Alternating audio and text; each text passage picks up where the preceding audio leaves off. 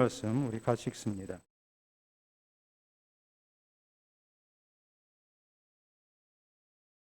베드로전서 5장 5절 6절 말씀 우리 같이 읽습니다.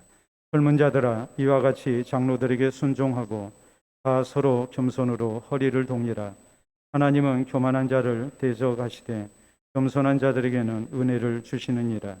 그러므로 하나님의 능하신 손 아래에서 겸손하라. 때가 되면 너희를 높이시리라. 아멘. 기도 말씀 받도록 합니다. 하나님 아버지 감사합니다. 오늘 한 날도 우리의 모든 수고를 받으시사 일용할 양식을 얻게 하시고 또 세상 가운데 하나님의 뜻을 따라 살기를 힘쓸 수 있도록 은혜 주심을 참으로 감사합니다. 이 시간 우리가 더욱 하나님의 말씀을 사모하는 가운데 우리와 이 시대를 향하신 하나님의 뜻을 분별하며 또 신실한 하나님의 사람으로 살아가기를 원합니다. 무엇보다도 허락하신 말씀이 우리의 영혼을 소생시키시는 말씀이 되게 하시고 세상에서 얻지 못할 생명의 양식 되게 하시며 영혼의 양식이 될 수 있도록 인도해 주시옵소서. 무엇보다도 우리를 신실한 하나님의 사람으로 세우는 말씀이 되게 하시고 삶에 지친 우리에게 하나님의 위로와 용기와 새 힘이 되는 말씀 될 수 있도록 인도해 주시옵소서. 예수님 이름으로 기도하옵나이다. 아멘. 오늘 베드로전서 강의 18번째 시간입니다. 우리가 자주로 쓰는 말 가운데 손뼉도 마주쳐야 한다라는 입니다. 서로의 협동과 노력이 중요하다는 말이고 또 구성원 모두의 한마음된 협력이 있어야만이 일을 할 때에 거기에 좋은 결과가 주어진다는 그런 말이죠. 우리는 지난 시간에 교회의 지도자들이 고난의 시대에 어떤 신앙 자세를 가지고 또 성도들을 섬기고 교회를 섬겨야 할 것인가 여기에 대해서 말씀을 살폈습니다. 특별히 장로들을 향해서 주신 말씀이었죠. 이것은 단순한 교회의 지도자일 뿐만이 아니라 또 교회의 먼저 된 모든 성도들을 일컫는 그런 말이라고 했습니다. 왜 그렇게 말씀을 하셨겠습니까? 그것은 다름이 아니고 보통 때도 장로의 역할이 또 어른의 역할이 굉장히 중요한데 고난의 시대일수록 장로의 역할이 더 중요하죠. 그렇기 때문에 특별히 고난의 시대에 교회를 섬기고 또 나중된 성도들을 이끌고 나가야 할 장로들의 신앙 자세, 이것은 대단히 중요하다고 우리가 말할 수 있겠습니다. 그래서 이 장로들을 향해서 이제 명령하신 것이 크게 세 가지였습니다. 첫째는 예수 그리스도의 고난의 증인이 돼서 십자가 지는 삶을 살아야 한다. 교회의 지도자로 세우심을 입었으니까 누구보다도 앞장서서 이제 주의 교회 어려운 때 예수 그리스도의 십자가의 고난에 동참하는 그런 마음 자세를 가지고 이제 교회를 섬기고 성도들을 이끌어야 한다. 이런 내용의 말씀이었죠. 이렇게 하기 위해서 필요한 것이 뭐였겠습니까? 억지로 십자가 지는 그런 모습 아니고 자원하는 심령으로 이렇게 이제 십자가를 지고 교회를 지켜나가는 또 성도들을 돌보는 그런 이제 장로가 될 것을 또 교회 지도자가 될 것을 말씀을 하셨습니다. 무작정 앞에서 이끄는 모습 아닙니다. 뭐라고 그랬습니까? 성도들의 본이 되는 모습으로 이제 교회를 섬기고 또 어려운 때 교회를 지켜나가는 또 성도들을 지키는 그런 이제 교회의 지도자 될 것, 이것을 하나님께서는 말씀을 하셨습니다. 오늘 성경 말씀은 우리가 지난 시간에 살폈던 말씀은 장로들을 향해서 주신 말씀이었다면, 먼저 된 성도들을 놓고 또 직분자들을 놓고 주신 말씀이었다면, 오늘 성경 말씀은 이와 같이 젊은 자들아 이렇게 말씀을 하셔서 이제는 그 반대편에 있는 함께 교회의 구성원이 된 나중된 성도 또 젊은 성도 가르침을 받는 성도들은 어떤 신앙 자세를 가져야 할 것인가 여기에 대해서 말씀을 합니다. 여러분 그렇잖아요. 아무리 지도자들이 앞장서서 참으로 예수 그리스도의 고난의 증인이 돼서 자원하는 그런 마음으로 이렇게 성도들의 본이 되고 하면서 고난의 시대를 감당하는 그런 아름다운 헌신이 있다 할지라도 함께한 젊은 성도들이 그 수고를 알아주고 그것을 본받으면서 같이 하지 아니하면 이건 다 소용없는 일입니다. 절반만 힘쓰고 절반은 구경꾼이 되는 거니까 절대 좋은 결과가 나올 수가 없죠.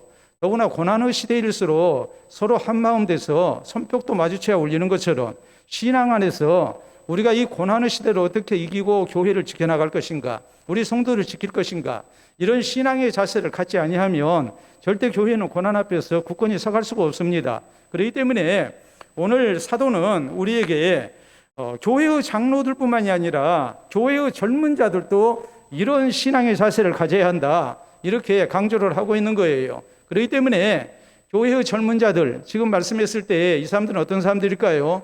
먼저 연수한 자들이죠. 또 나중된 성도죠. 또 교회에서 가르침을 받는 그런 성도라고 말할 수 있을 것입니다. 오늘 성경은 뭐라고 말씀하십니까? 이와 같이 그랬어요. 장로들과 같이 이렇게 해야 한다. 장로들이 교회가 어려울 때, 또 고난의 시대를 이제 교회를 어떻게 섬기고 성도들을, 양무리들을 어떻게 지켜나가는가, 그 수고 노력을 이렇게 잘 알고 그 헌신을 알아주고, 젊은 자들도 장로들과 같이 그렇게 교회를 지켜나가는, 고난의 시대를 이겨나가는 이런 모습으로 함께하는 그런 헌신이 있어야 한다, 신앙의 자세가 있어야 한다, 이렇게 강력하게 강조를 하고 있는 것입니다. 그렇기 때문에 오늘 여기 성경 말씀을 통해서 이것이 꼭 교회의 지도자들, 장로들만 해당되는 말씀이 아니고, 또 어찌 보면 우리가 교회의 지도자이면서 또 먼저 된 성도이면서 또 우리는 하나님이 부르시는 그날까지 뭐 해야 할 사람들입니까? 계속 우리는 젊은 자로서 주의 말씀을 살피고 우리가 교회를 섬겨나가야 할, 하나님이 부르시는 그날까지 우리가 계속 배움의 길에서 우리가 신앙생활을 해야 할 성도란 말이에요. 그렇기 때문에 오늘 주신 말씀을 통해서 이 말씀 역시 우리 모두에게 해당된 말씀이다. 내가 참으로 아직도 더 신앙적으로 성숙되어야 하고, 내가 앞으로도 더 많은 것을 배워서 하나님의 뜻을 이루는 하나님의 사람으로 교회 가운데서 쓰임받아야 한다, 이것을 생각하면서 오늘 우리 모두가 이 말씀을 같이 받을 수 있어야 합니다. 자, 그래서 젊은 자들을 향해서 주시는 말씀, 우리 모두를 향해서 주시는 말씀, 그것은 무엇일까요? 먼저 오늘 성경 말씀은 가르침에 순종하는 자세를 우리에게 말씀합니다. 자, 5절 상반절에 있는 말씀 봅니다. 젊은 자들아 이와 같이 장로들에게 순종하고라고 말씀합니다. 하나님께서 교회를 허락하셨습니다. 교회를 허락하셨는데 우리 하나님께서 교회를 직접 다스리지 않습니다. 또 하나님께서 천사들에게 교회를 다스리라고, 성도들을 지도하라고 그렇게 말씀하지 않습니다. 하나님은 교회를 누구에게 맡기셨는가? 하나님은 지도자들을 세워서 교회를 돌보도록 하셨습니다. 그렇기 때문에 지도자의 영적 권위를 인정을 하고, 또 지도자를 신임하고 그 지도력을 인정하고 거기에 순종하는 자세가 우리에게 있어야 한다는 말이에요. 여러분 분명히 그렇잖아요. 두 가지 분명한 사실은 뭐냐면, 고난의 시대일수록 지도력이 발휘가 돼야 돼요. 두 번째는 지도력의 위기는 교회의 위기로 나타나요. 여러분, 성도 한 사람이 잘못된 것과 교회의 지도자가 잘못된 것, 어느 것이 큰일이겠습니까? 그건 물어보는 것이 어리석은 질문이죠. 지도력의 위기는 교회의 위기로 나타나게 돼 있어요. 그리고 어려운 시대일수록 누가 필요합니까? 당연히 뛰어난 지도력이 필요합니다. 그래서 우리가 전체적으로 세계 역사를 놓고 보면 나라가 굉장히 혼란할 때, 그런 때는 강력한 카리스마가 있는 지도자가 출현합니다. 지도자가 출현했다기보다는 국민들이 그런 지도자를 원해요.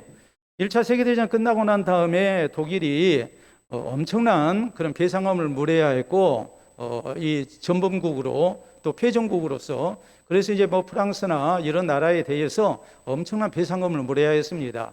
그러니까 아주 천문학적인 인플레에 의해서 독일 국민들이 살 수가 없어요. 이런 때 강력한 지도자가 나타나기를 원하죠. 왜요? 나라가 혼란스러우니까 엉망이거든요. 그럼 사람들이 누구를 기다리겠어요?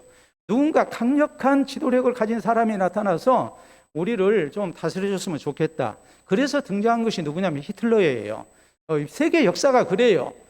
다시 말하자면은 고난의 시대일수록 지도자의 지도력이 요구가 돼요. 또 지도자의 지도력이 위기에 빠지게 되면 교회는 자연스럽게 위기를 당하게 돼 있어요. 그러니까 지금 고난의 시대에 교회가 이 고난을 슬기롭게 이겨나가고, 또 성도들이 신앙 안에서 굳건히 서가기 위해서, 또 하나님 나라 사역을 잘 감당하기 위해서 이제 필요한 것이 무엇인가 했을 때에 교회의 지도자에 대한 그 가르침에 대한 순종의 자세가 모든 성도에게 필요하다는 말입니다. 어려운 시대인데 교회의 지도자의 지도력을 인정해 주지 않고, 또 교회의 지도자의 지도력이 흔들리면은 교회가 더 어려워진다는 사실을 생각지 아니하고 각자 자기 마음대로 우리가 신앙생활을 해버린다면 교회가 뭐가 되겠습니까? 그것은 교회도 지키지 못하고 나 자신조차도 지키지 못하는 그런 큰 신앙의 위기가 찾아오게 돼 있단 말이에요. 그렇기 때문에 오늘 성경 말씀은 이와 같이 젊은 자들아 하면서 교회의 장로들에게 먼저 순종해야 할 것을 말씀을 하고 있는 겁니다. 우리가 성경을 보면 이제 그런 내용이 나오죠. 민수기 16장에 고라 자손들이 이렇게 모세의 지도력에 또 아론의 지도력에 이렇게 항거를 합니다. 그러면서 어찌 하나님이 너희만 세웠느냐 하면서 자기들도 제사장이 되겠다고 이렇게 나서죠.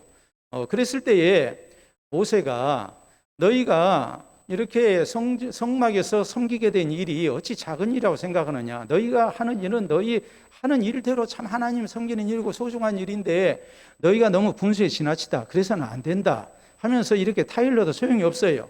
그래서 결국에 모세는 이제 각기 모두 다 향로를 가지고 해요. 향로는 제사장이 하나님 앞에 분향할 때 쓰는 그런 송구거든요. 그러니까 각기 향로를 들고 나와라. 그래서 우리가 하나님 앞에 한번 분향을 해보자. 하나님이 누가 분향하는 것을 받아주시는지 한번 보도록 하자 그랬어요. 자, 이때 하나님께서 결국 고라 자손들 그 일당 250명을 다 죽이셨습니다. 땅이 갈라지고 거기에서 불이 나와서 저희를 다 삼켜버렸어요. 모세가 얘기합니다. 자, 그 향로 다 걷어다가 하나님의 명령을 따라서 이제 뭐 합니까? 이것을 이 제단을 싸는, 그러니까 번제단이죠. 번제단을 싸는 철판을 만들거든요. 그래서 하나님 앞에 나아갈 때마다 그 철판을 보고서 번제단 이렇게 싼 철판 그것을 보고서 하나님께서 세우신 지도자에게 거역하게 되면 어떤 문제가 생기는가 이것을 이제 뼈저리게 알게 한 겁니다. 그것으로 그치지 않았어요. 우리가 이어진 17장에 있는 말씀을 보면 물론 하나님께서 무서운 전염병을 통해서 또 많은 백성들을 죽이셨습니다. 자, 그런데 그 다음에 17장에 이어진 말씀을 보면 하나님께서 각 지파에서 모두 다 지휘관들로 하여금 이렇게 지팡이를 하나씩 가져오게 하죠. 모세에게 가져오게 합니다. 모세가 그 마른 지팡이를 하나님의 법궤 옆에다가 놔뒀어요. 놔뒀는데 그 가운데 아론의 지팡이에서 우미 돋고 순이 나고 그리고 거기에 살구 열매가 열렸습니다. 이것은 뭐 무엇을 얘기하느냐 했을 때에 살구 열매라는 것은 파샤트라는 말이거든요. 그래서 겨울을 지내고 난 다음에 제일 먼저 피는 꽃이 살구꽃이에요. 이스라엘에서. 그러니까 이 살구 파샤트라는 말은 각성시킨다는 의미가 있거든요. 하나님께서 이스라엘 백성들에게 그 아론의 지팡이에 싹이 나고 그리고 거기에 살구 열매가 열린 것을 통해서 각성을 하라는 거예요. 하나님이 세우신 지도자의 권위를 인정하고 함부로 경거망동하는 일이 있어서는 안 된다. 이것을 각성시키기 위해서 하나님께서 아론의 지팡이에서 살구 열매가 열리게 하셨어요. 그리고 그 지팡이를 어디에 두게 하셨는가? 우리가 성경에 보면 하나님께서는 하나님의 임재의 상징인 여호와의 언약궤 법궤를 만들게 하시고 그 속에 십계명의 두 돌판을 두게 하셨습니다. 그리고 금 항아리 속에다가 하나님이 날마다 주시는 만나를 이렇게 담아서 보관케 하셨습니다. 이것은 곧 무엇을 의미하냐면 철저하게 하나님의 임재를 믿고 또 하나님의 말씀에 순종하면서 사는 하나님의 백성들이 돼야 한다는 것이고 하나님이 광야 생활 가운데 날마다 만나를 주신 것처럼 하나님의 도우심으로 하나님의 베푸신 은혜로 산다는 것을 명심을 하고 우리가 너무 지나친 염려와 근심 가운데 살아서는 안 된다. 이것을 하나님이 말씀하신 거거든요. 하나님 의지하고 순종하고 살라는 뜻이에요. 그런데 아론의 쌍난 이 지팡이를 살구 열매 달린 이 지팡이를 하나님께서 여호와의 언약궤 옆에다가 두게 하셨어요. 이건 굉장히 중요한 일이에요. 그것은 뭐 무엇을 의미하느냐 했을 때에 지도자는 누가 세웠다는 겁니까? 하나님이 지도력을 허락하셨다는 말이에요. 지도자로 세우셨으니까 하나님이 세우신 지도자의 그런 가르침에 순종하고 따라야 한다. 이렇게 하나님께서는 말씀을 하신 거예요. 자, 민수기 12장에 모세가 재혼한 일을 두고서 더구나 재혼한 대상이 누구였냐면 구스 여인이었습니다. 아프리카 인종이에요. 그러니까 이것을 놓고 우리가 성경에 보면 모세의 누나인 미리암과 형인 아론이 이렇게 비방을 했습니다. 그랬을 때 하나님께서 이 두 사람을 크게 책망을 하시죠. 그리고 뭐 하십니까? 미리암은 나병에 걸리게 했습니다. 아론은 사실 봐준 거예요. 왜 봐줬냐면 그는 대제사장이거든요. 그렇기 때문에 나병에 걸리게 되면 제사장의 직무를 중지시켜야 합니다. 나병 걸린 사람이 어떻게 계속 제사장의 직무를 볼 수 있겠느냐, 이런 문제가 생기니까 아론에게는 하나님이 긍휼을 베푸셨다고 우리가 봐야 하고, 대신에 미리암에게는 아주 무서운 형벌을 내리셨어요. 아무리 내 동생이라 할지라도 하나님이 세우신 그 지도자의 권위를 그렇게 무시해서는 안 된다는 말이죠. 하나님도 아무 말씀 안 하셨는데 너희들이 왜 그러느냐 하고서 하나님께서는 무섭게 책망을 하시고 형벌을 내리셨단 말이에요. 이 정도로 지도자의 권위를 인정하고 따라야 한다는 말입니다. 여러분, 우리가 성경에 보면 그런 대목이 나옵니다. 이탈리아 로마 군대의 백부장이었던 장교였던 고넬료가 베드로 사도를 청해다가 하나님의 말씀을 듣습니다. 그런데 그때 고넬료는 베드로 사도가 들어오니까 자기 동료들이 있습니다. 부하들이 있습니다. 가족들이 있습니다. 친구들이 있습니다. 이런 사람들 다 모아놓고 베드로 사도가 들어오니까 그에게 엎드려 절을 했거든요. 왜 절을 했느냐? 하나님이 보내신 사역자예요. 저분을 통해서 하나님의 말씀을 받게 했단 말이에요. 그러니까 뭐 합니까? 겸손함 속에서 엎드려서 절을 한 겁니다. 베드로가 그를 이렇게 세우죠. 그리고 했던 말이 뭐냐면 일어나라, 나도 사람이라 그랬거든요. 이 말의 의미는 뭐냐면 고넬료가 베드로를 어떻게 모셨다는 거예요? 하나님처럼 모셨다는 말이에요. 하나님께 드리는 경배를 드렸다는 말이에요. 그러니까 베드로가 말합니다. 일어나라, 나도 사람이다. 여러분, 고넬료는 식민지 백성입니다. 베드로는 식민지 백성이고 고넬료는 정복자입니다. 정복자 가운데서도 백부장 장교입니다. 이게 반대가 돼야 되는데 베드로가 고넬료에게 절을 해야 할 판인데 고넬료는 베드로를 이렇게 하나님 섬기듯이 섬겼습니다. 그러니 하나님이 사랑 안 하시겠습니까? 고넬료는 말합니다. 우리가 당신을 통해서 하나님의 말씀을 듣고자 지금 우리가 다 하나님 앞에 있습니다. 얼마나 아름다운 고백입니까? 사람 앞에 있다고 생각 안 했어요. 그 정도로 하나님이 세우신 지도자의 권위를 인정을 한 거예요. 갈라디아서 4장에 그런 말씀이 나오죠.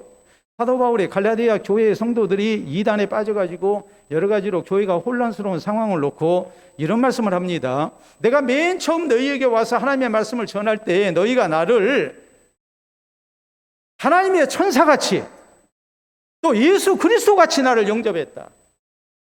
그때는 갈라디아 교회가 신앙생활을 잘하는 때였습니다. 사도가 와서 하나님의 말씀을 전할 때 감격스러워했고 하나님의 천사처럼 바울을 대했고 바울은 그랬어요. 너희를 시험하게 하는 것이 내 육체에 있으나, 이 말은 사도 바울이 인간적으로 부족한 것이 많았다는 말이에요. 바울에게 육체의 가시가 있었습니다. 사람들은 말하기를 바울의 편지에는 아주 힘이 있는데 만나서 말하는 것 보면은 별것 아니다 그랬거든요. 너희를 시험하는 것이 내 육체에 있으나 너희가 나를 대하기를 하나님의 천사같이 예수 그리스도같이 나를 대해줬다. 그때는 교회가 은혜스러웠죠. 바울이 전한 말씀을 하나님의 말씀으로 받는 거예요.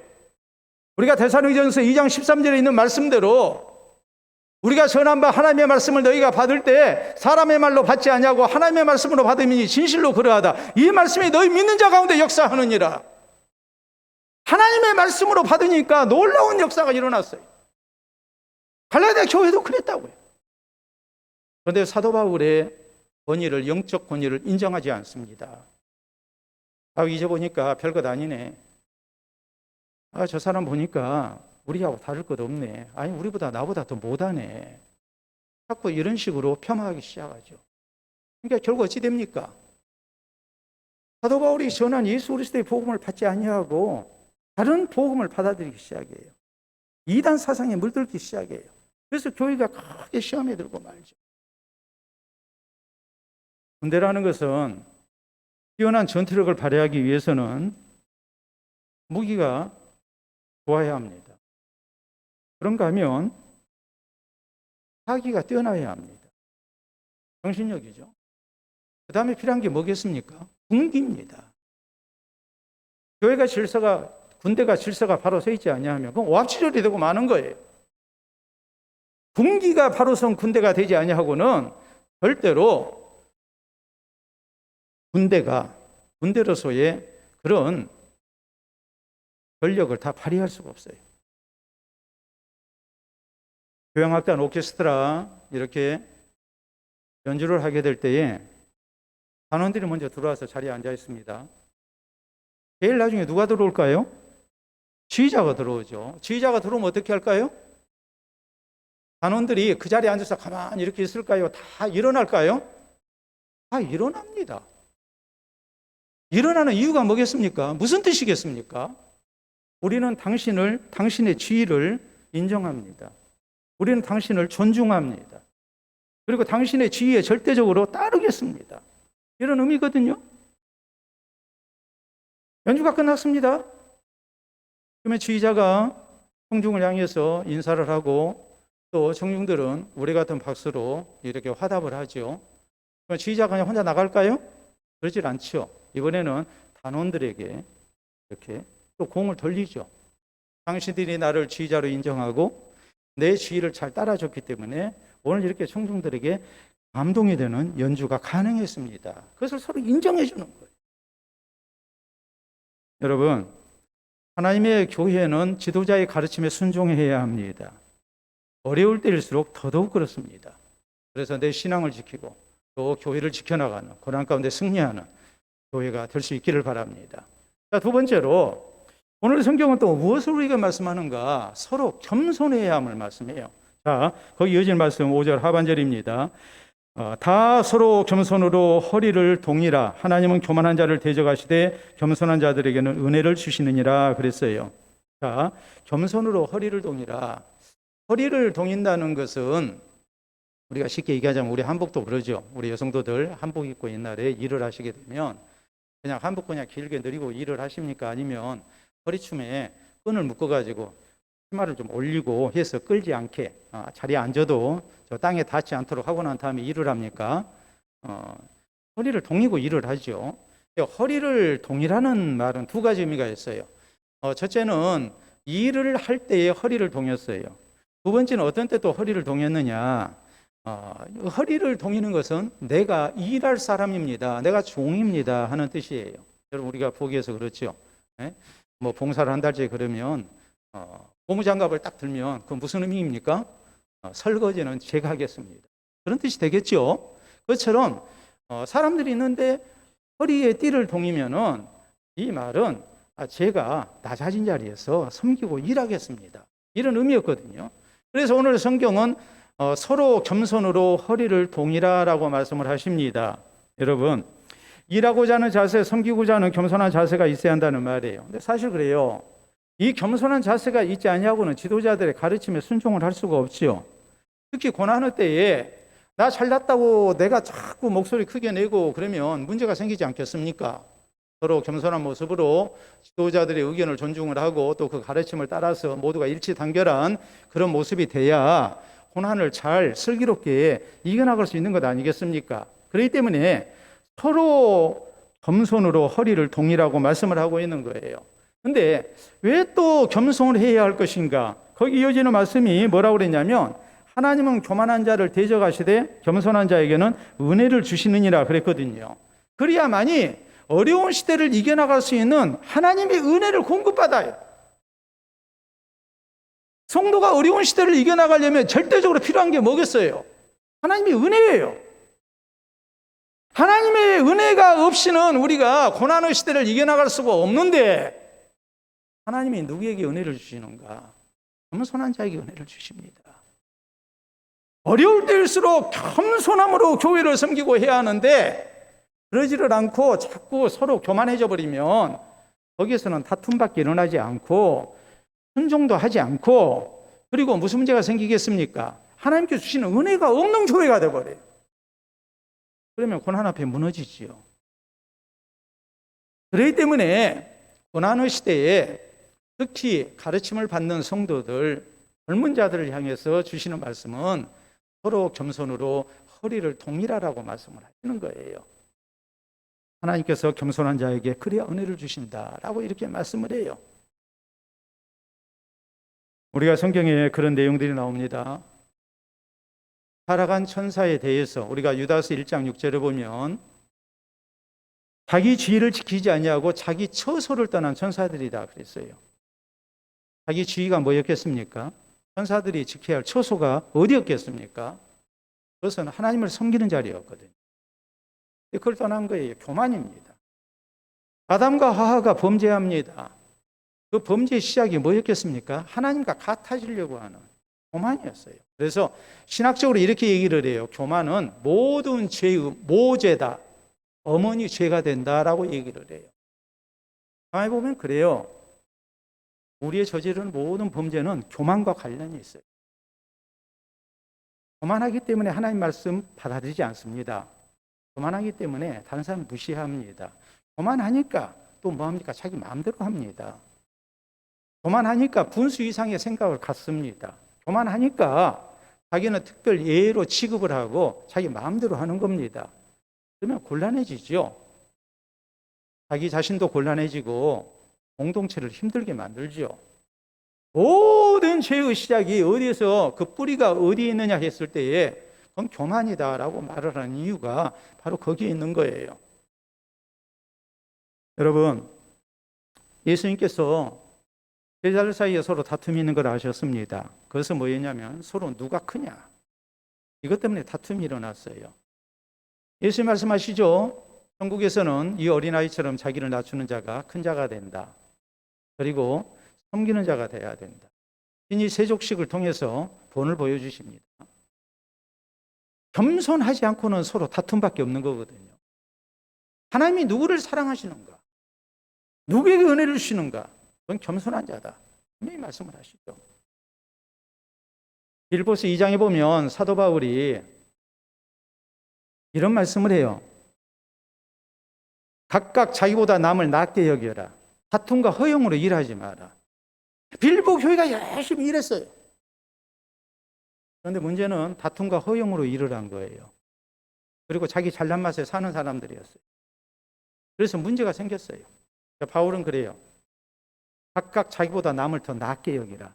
다툼과 허용으로 일하지 말고 겸손함으로 일해야 한다. 너희 가운데 이 마음을 품으라. 곧 그리스도 예수의 마음이니 하면서 저는 하나님과 같으신 분이었지만은 그 모든 것을 버리고 이렇게 낮고 천한 몸으로 오시지 않았느냐. 십자가에 복종하지 아니하셨느냐.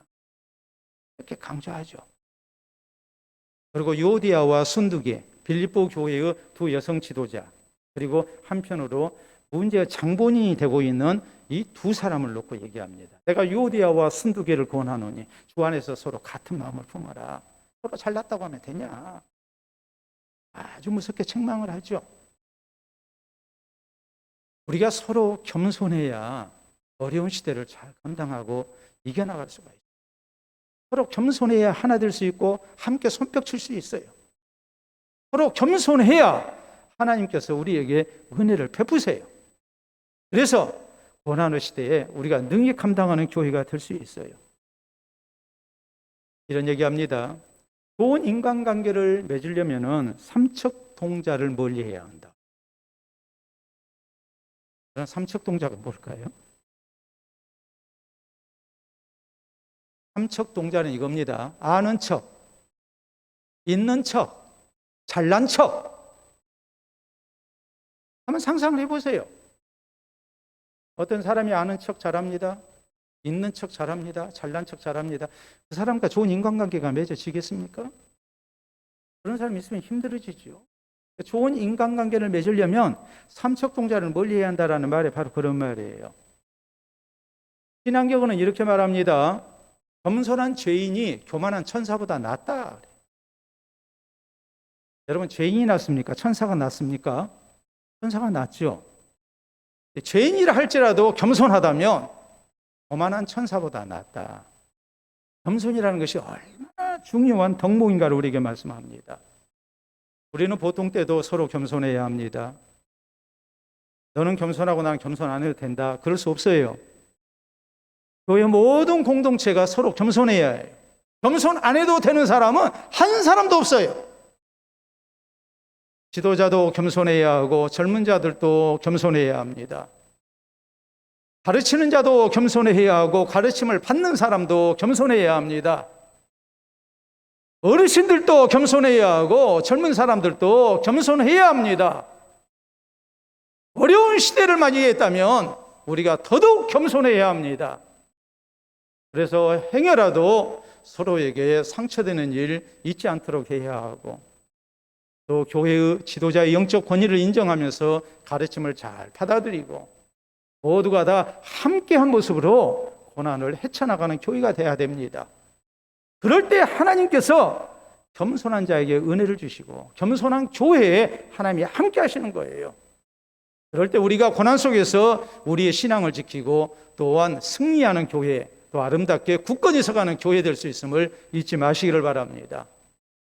자, 세 번째로 오늘 성경은 또 우리에게 무엇을 말씀하시는가? 하나님의 때를 기다릴 줄 알아야 한다고 말씀을 하세요. 6절 말씀 우리 같이 읽도록 합니다. 큰 소리로. 그러므로 하나님은 능하신 손 아래에서 겸손하라. 때가 되면 너희를 높이시리라. 아멘. 자, 하나님께서 분명히 겸손한 자를 사랑하시고 은혜를 허락하시고 높이신다는 말입니다. 근데 야고보서 4장 10절에 있는 말씀을 보면 주 앞에서 낮추라. 그래야면 주께서 너희를 높이시리라 그랬거든요. 하나님은 분명히 겸손한 자를 사랑하세요. 겸손할 때 하나님께서 붙드시는 사람이 되고 겸손한 자를 하나님께서 강하게 하신 가운데 승리케 하세요. 어려운 시대를 이겨나가게 하세요. 그런데 문제는 언제냐라는 거예요. 언제냐. 오늘 성경은 언제라고 그랬어요? 1년 지나면 그런다고 그랬어요? 일주일 지나면 그런다고 그랬어요? 한 번 겸손하면 그런다고 그랬어요? 아니면 10번 겸손하면 그런다고 했어요? 언제라고 그랬어요? 때가 되면. 때가 되면. 때가 되면이라는 말은 두 가지 의미가 있어요. 첫째는 하나님의 때. 두 번째는 우리에게 정말로 하나님의 은혜가 필요한 때. 그러니까 하나님이 늦으시겠습니까? 가장 적당한 때 역사하시겠습니까? 가장 적당한 때 역사하시죠. 사또 뜨고 나팔 분다고 버스 지나고 난 다음에 손 든다고 모든 것이 다 게임아웃 되고 난 다음에 종료되고 난 다음에 그때에 하나님의 은혜가 나타나고 하나님이 높여주시는 게 아니에요. 가장 적절한 때 하나님께서 판단하셔서 은혜가 필요한 때 하나님이 우리에게 허락하시고 우리를 높이신다고 이렇게 말씀을 하십니다. 그렇기 때문에 우리가 뭐 해야 합니까? 인식하시는 하나님을 믿고 우리는 하나님의 때가 되기까지 변함없이 겸손해야 해요. 하나님의 은혜의 때를 기다리는 신앙자세로 우리가 인내해야 해요. 여러분, 다윗이 사울 왕 때문에 얼마나 힘듭니까? 그런데 다윗에게 있어서 참으로 뛰어난 신앙의 자세는 뭐냐면 절대 하나님보다 앞서지 않았습니다. 사울 왕을 죽일 수 있는 기회가 주어졌어요. 옆에서 부하들이 얘기합니다. 하나님이 주신 기회입니다. 없애버립시다. 그러면 이제 끝납니다. 다윗 혼자 지금 있는 게 아니에요. 자기를 따르는 식솔이 600명이에요. 나 하나 때문에 모두가 다 고생해요. 그러면 하나님이 주신 기회로 알겠습니다 하고서 사울왕을 죽일 수 있었을 거예요. 사울왕 살려줬습니다. 그런데 또 다윗을 죽이려고 합니다. 두 번째 기회가 왔습니다. 그러면 그렇게 생각할 수 있잖아요. 저번에 기회를 상실해버리니까 하나님이 다시 기회를 주셨다. 이렇게 얼마든지 합리화할 수 있거든요. 그런데 다윗은 그렇게 안 하죠. 하나님의 때를 기다리죠. 제가 병들어서 죽게 하든지 전쟁터에서 죽게 하든지 하나님의 때가 되면 알아서 하실 것이다 하고 그냥 기다려요. 하나님보다 앞서지 않아요. 열왕기하 8장에 보면 이와 대조적인 내용이 나옵니다. 이스라엘에 엘리사 선지자가 있을 때입니다. 그런데 아람에 베나닷 왕이 병에 걸렸습니다. 그래서 자기 수하의 신복인 하사엘을 시켜서 장군 하사엘을 시켜서 이스라엘 땅에 엘리사 선지자에게 가서 내가 이 병에서 낫겠는가 한번 물어봐라. 그래서 하사엘이 왔습니다. 엘리사 선지자를 만나러 왔어요. 엘리사 선지자가 하사엘을 뚜렷이 쳐다봐요. 그러면서 울어요. 그러니까 그래서 당황스럽죠. 우리 왕이 병 걸렸는데 이 병에서 낫겠습니까? 여쭤보라 했습니다. 그래서 왔습니다 하고 얘기를 했는데 거기에 대답은 안 하고 자기를 뚜렷하게 쳐다보더니 울거든요.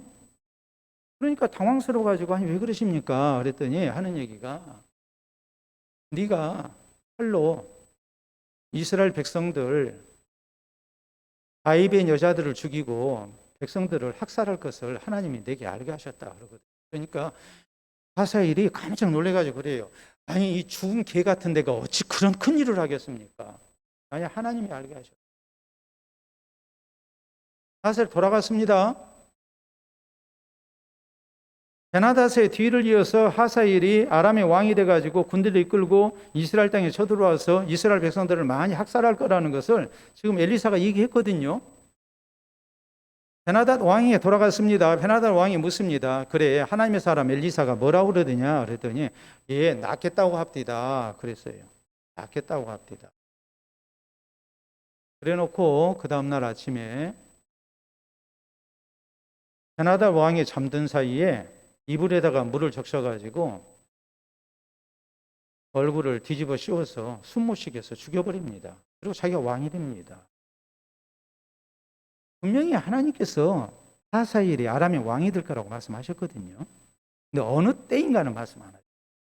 근데 그 때를 자기가 만들어버린 거예요.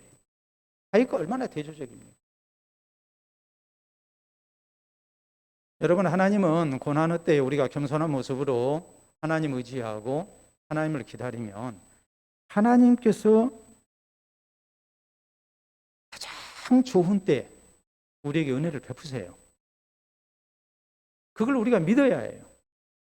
신앙적으로는 이렇게 말해요. 낮아지시는 것은 우리 성도의 의무고 높이는 것은 하나님의 소관이다라고 얘기해요. 하나님께서 약속하신 거기 때문에 우리는 그 신실하신 하나님의 약속을 믿고 우리가 뭐 해야 하느냐? 겸손함으로 사는 가운데 하나님의 때를 기다려야 해요. 고난의 때라 할지라도 우리가 뭐 해야 해요? 끝까지 겸손함으로 우리는 지도자의 가르침을 따르고 서로 겸손함으로 서로 하나된 모습으로 하나님을 의지하는 신앙의 자세를 가져야 합니다. 그때가 좀 늦어지는 것 같아도 우리가 인내하면서 하나님을 기다려야 합니다. 그럴 때 하나님께서 우리에게 은혜로 같이 하시고 승리케 하시는 역사를 나타내시는 겁니다. 또 겸손함으로 사는 성도를 하나님께서 높여주십니다. 우리가 그 사실을 잊지 말기를 바랍니다. 여러분, 전 세계적으로 대도시에 지하철이 있습니다. 광주도 있죠. 우리나라에도 지하철이 있는 도시들이 많죠.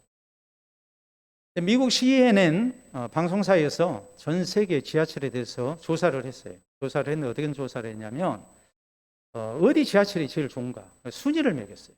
근데 그 순위는 어떤 식으로 매기냐면 얼마나 접근성이 좋은가, 또 얼마나 편리한가, 얼마나 깨끗한가, 또 요금은 얼마나 싼가 이런 여러 가지 다방면으로 이제 조사를 했어요. 접근성도 굉장히 중요하죠. 그렇잖아요. 지하철 아무리 잘 만들어 놨어도 지하철이 구석구석까지 가 있지 않으면 이용하는 사람은 소수에 불과하지 않겠습니까? 또 값도 싸야죠.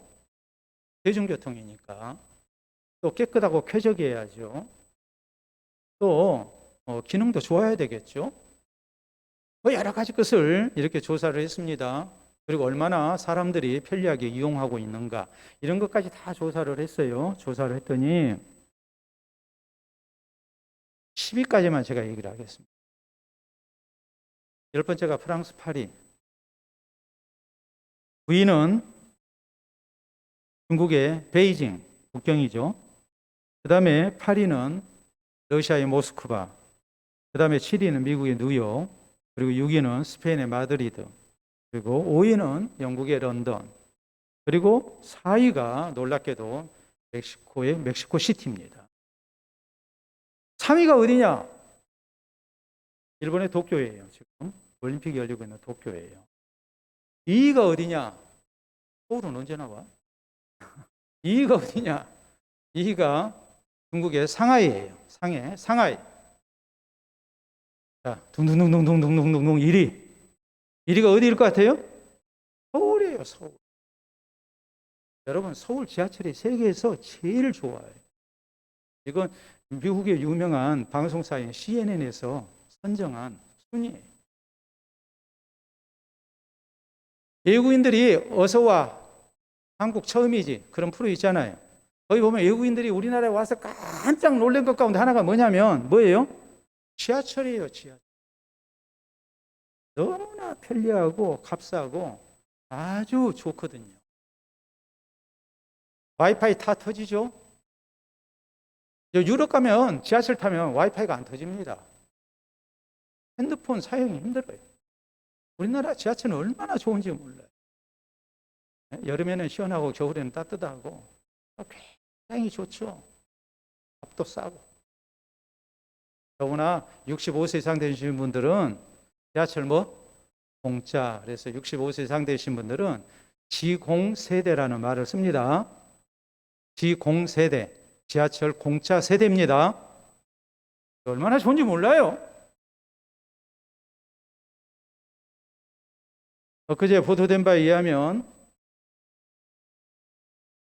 서울 지하철공사가 적자 운영이 되니까 뭘 팔겠다고 했어요?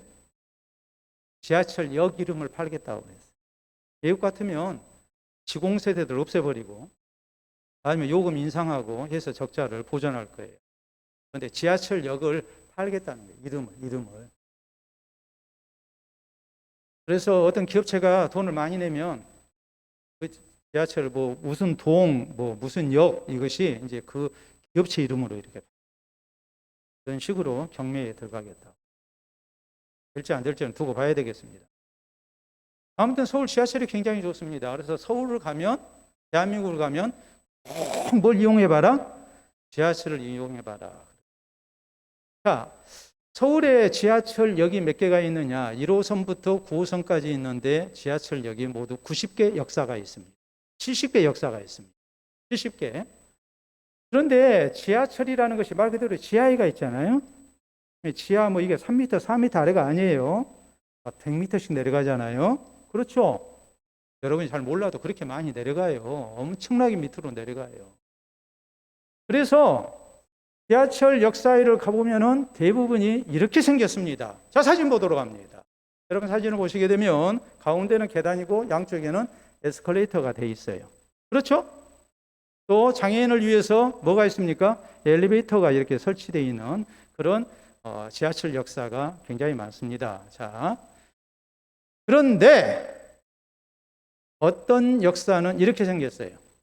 자, 다음 사진 보시게 되면 올라가는 에스컬레이터만 있고 내려가는 에스컬레이터는 없어요. 그리고 계단만 있어요.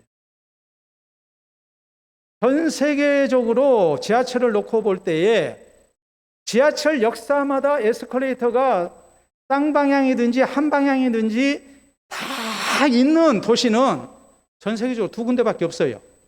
하나는 중국 상하이, 또 하나 어디겠어요? 아까 얘기했잖아요. 두 번째가 어디라고 그랬어요? 상하이였고 첫 번째가 어디였어요? 서울이잖아요. 서울. 서울과 상하이만 모든 역사에 엘리베이터나 에스컬레이터가 설치되어 있어요. 근데 우리나라 역사, 서울의 역사를 보면 70개 역사 가운데 모두가 다 저렇게 에스컬레이터가 돼 있는데 한 방향 에스컬레이터가 돼 있는 것이 있습니다. 근데 어떤 분류가 돼 있느냐? 한번 보도록 하겠습니다. 여러분 보시게 되면 1호선에서 9호선 한 방향 에스컬레이터가 총 156대가 있는데 전체 상행 전용만 운행하는 역사가 57개, 일부 하행 운행만 하는 역사가 13개예요. 그리고 전체 에스컬레이터는 156대 가운데 상행 전용은 141대고 하행 전용은 15대예요. 압도적으로 상행이 많고 하행이 적어요. 그런데 문제는 고령화 사회가 돼가면서 사람들이 올라가는 것이 힘들까요? 내려가는 게 힘들까요? 내려가는 게 힘들어요. 여러분 엘리베이터 이용하시는 분들 무릎 문제가 생기고 하면 올라가는 것은 어떻게 올라가는데 계단 내려가는 것이 힘듭니다. 그래서 엘리베이터를 이용하는 거예요. 에스컬레이터를 그래서 이용하는 거예요. 처음에는 상행 전용이 압도적으로 많았던 것이 하나 문제가 안 됐어요. 그런데 고령화 사회가 돼가면서 연세 드신 분들이 너무너무 힘들다. 이제 상행으로 돼 있는 것을 좀 하행으로 바꿔주라 해가지고 민원을 넣어요. 그래서 지하철 공사에서도 서울시에서도 이걸 좀 개선을 해야 되겠다 해서 상행 전용선을 하행 전용으로 바꿔보려고 이렇게 시도를 하는데 사람들이 막 반대를 해요. 누가 반대할까요? 그래도 좀 젊은 사람들이 반대를 하는 거예요. 올라가는 것이 더 귀찮다는 거예요. 그러니까 에스컬레이터 상행 전용으로 해야 한다는 거예요. 여러분, 나중에 이제 진짜 고령화 사회가 되면 저건 심각한 문제가 될 것이고 어쩔 수 없이 하행 전용으로 바뀌게 될 겁니다. 그렇게 안 하면 안 되게 돼 있어요. 사람은 자꾸 심리가요, 올라가고 싶어 해요. 근데 인생이라는 것을 놓고 보면, 신앙의 문제도 놓고 보면 잘 내려갈 줄 아는 사람이 건강한 거예요. 우리도 그렇잖아요. 계단을 잘 내려가는 사람이 건강한 사람이에요. 계단을 잘 올라가는 사람이 건강한 게 아니에요. 계단을 잘 올라가던 사람도 내려가는 것이 힘들면 그건 무릎 관절이 좋지 못한 겁니다. 건강에 심각한 위험이 온 거예요. 신앙도 마찬가지예요. 자꾸 올라가려고만 하는 사람, 그 곤란한 사람이에요. 내려갈 줄 아는 사람이 돼야 돼요. 특히 고난의 시대일수록 우리가 뭐 해야 하느냐? 낮아진 자리를 찾아갈 줄 아는 사람이 돼야 돼요. 오늘 성경 우리에게 뭐라고 말씀하십니까? 교회 가르치는 자들, 지도자들의 영적 권위를 인정하고 겸손함으로 순종할 것을 말씀합니다. 우리 모두가 서로 겸손해야 함을 말씀합니다. 하나님의 때가 되기까지 우리가 겸손을 지속해야 할 것을 말씀합니다. 끝까지 겸손한 모습으로 우리가 살게 될 때에 그 사람이 자기의 신앙을 지키고 또 고난의 때 하나님께서 베푸시는 은혜가 있고 그 교회가 하나님의 은총 가운데 승리하는 교회가 될 수 있다고 우리에게 말씀하십니다. 이 말씀 기억하면서 우리 모두가 더욱더 겸손으로 허리를 동일 줄 아는 그런 성도 또 교회 될 수 있기를 바랍니다. 우리 함께 기도합시다. 주신 말씀 생각하면서 오늘 나에게 어떤 겸손이 요구되고 있는가, 하나님이 뭐라고 말씀하시는가 우리가 다시 한번 되새길 수 있기를 바랍니다. 지도자의 영적 권위를 인정하고 가르침을 잘 겸손한 모습, 그리고 서로 겸손 가운데 서로를 존중하고 또 협력할 줄 아는 모습, 그리고 겸손하게 사는 자를 사랑하시는 하나님을 믿고 하나님의 때가 될 때까지 없이 겸손함으로 신앙을 지켜나가고 또 교회를 지키고 또 하나님께서 행복해 하시고 높여주시는 그런 은총을 누릴 수 있게 해달라고 우리 기도합시다.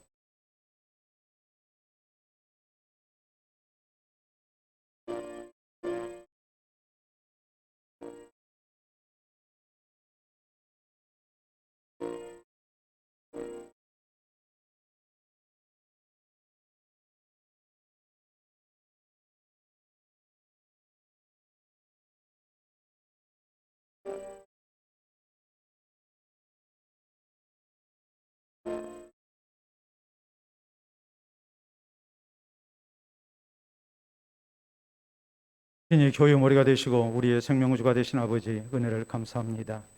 하나님께서 우리를 주의 몸된 교회 가운데 불러주시고 서로 한 형제 자매 되어 예수 그리스도의 이름으로 하나 되게 하시고 또 하나님의 영광을 위하여 또 주의 복음 사역과 하나님 나라 사역을 위하여 우리가 하나님의 도구로 쓰임받을 수 있도록 은혜 주신 것 참으로 감사합니다. 이제 우리에게 필요한 신앙의 자세가 무엇인지 교훈해 주셨으니 우리가 지도자의 영적 권위를 인정하며 겸손함으로 우리가 순종하게 하시고 또 서로 존중하며 겸손함 가운데 서로를 인정하며 또한 주 안에서 하나 되기를 힘쓸 수 있도록 도와주시옵기를 원합니다. 살아계신 하나님께서 겸손한 자를 사랑하심도 잊지 아니하게 하여 주셔서 하나님의 때가 이르기까지 우리가 항상 겸손함으로 살게 하시고 하나님이 사랑하시고 높여주시는 아름다운 은총을 누리는 우리 성도들 되게 하시고 우리 교회 될 수 있도록 인도하여 주시옵소서. 그래서 고난의 시대를 잘 이겨나가게 하시고 또한 고난의 시대에 더욱 빛을 발하는 교회로 하나님 앞에 귀하게 쓰임 받을 수 있도록 역사하여 주시옵소서. 감사하오며 예수님 이름으로 기도하옵나이다. 아멘.